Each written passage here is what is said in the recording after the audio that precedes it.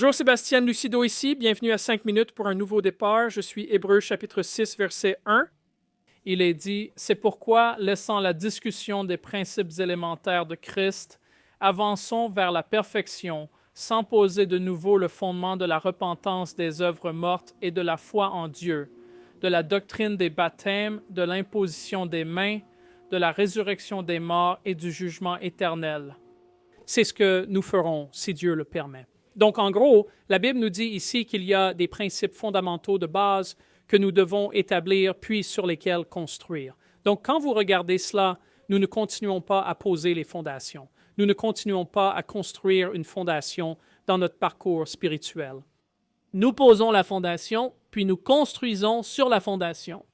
Quand vous regardez cela, la repentance, la foi, les baptêmes, le jugement, c'est comme la maternelle. C'est comme si vous ne comprenez pas la foi en Jésus, si vous ne comprenez pas les baptêmes, si vous ne comprenez pas le jugement, si vous ne comprenez pas le parcours spirituel dans lequel vous êtes, vous n'atteindrez jamais un niveau de maturité. La perfection est l'objectif. L'appel à aller vers la perfection ne concerne pas l'absence de défauts, mais la quête d'une complétude spirituelle et d'une compréhension plus profonde. Comprendre la parole de Dieu, comprendre ce qu'il veut dire quand il dit des choses. Quelles sont ses attentes? Qu'attend-il de moi? Que puis-je attendre de lui? C'est une relation. Ce n'est pas un patron et un employé. C'est un père et un fils, ou un père et une fille. Donc, quand nous regardons cela, quand nous regardons les bases, le repentir est une base. C'est quelque chose que, vous savez, nous savons que nous avons tort. Nous savons que nous sommes dans le monde, nous devons sortir du monde, nous repentir du monde, nous repentir de nos anciennes voies et commencer à marcher dans de nouvelles voies, n'est-ce pas? Si vous n'avez pas compris cela, sur quoi pouvez-vous construire après, n'est-ce pas? La foi envers Dieu, comprendre que vous pouvez faire confiance à Dieu, que vous appartenez à Dieu, que votre vie est possédée par Dieu à cause du salut. Les baptêmes, vous savez, comprendre que vous êtes sortis du monde. Vous savez, vous êtes entrés dans l'eau dans le monde et vous êtes sortis du monde appartenant à Dieu et à sa famille, n'est-ce pas? L'imposition des mains et le transfert de pouvoir et d'onction. Résurrection des morts, tout tourne autour de la résurrection. Sans la résurrection, la croix ne signifie rien. Vous m'avez entendu? Sans résurrection, la croix ne signifie rien.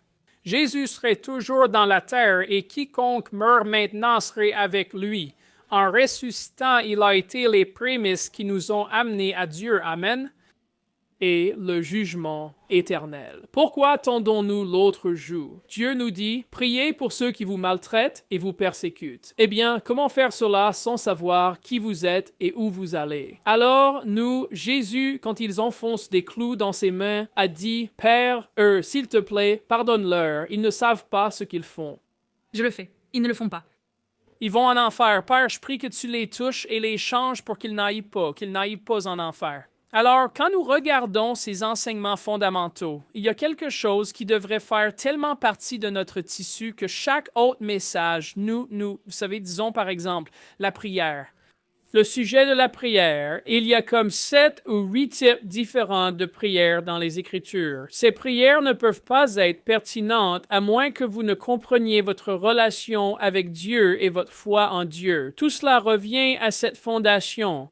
Tout cela revient à ce qui vous donne le droit de penser que Dieu va répondre à votre prière. Eh bien, la repentance et la foi envers Dieu, le salut. Voyez, tout se rattache à ces principes et enseignements fondamentaux. Ce sont des choses que vous devriez posséder. Ce sont des choses que vous devriez connaître si bien parce que lorsque vous enseignez par-dessus, vous avez cette base fondamentale pour expliquer pourquoi vous êtes là. Bref, c'est notre message pour aujourd'hui. Merci de votre écoute. Veuillez prier pour devenir partenaire avec nous. Nous faisons beaucoup de grandes choses ici au ministère. Ce message sera traduit en 6 autres langues et diffusé dans le monde entier.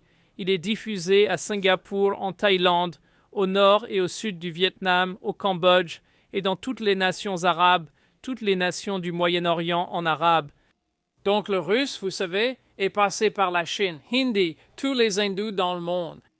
Donc, ces messages touchent. En fait, notre chaîne YouTube a presque 2 fois plus d'abonnés en langue étrangère qu'en anglais. L'anglais existe depuis environ 6 ans. Nous sommes à plein temps. Nous enseignons depuis 30.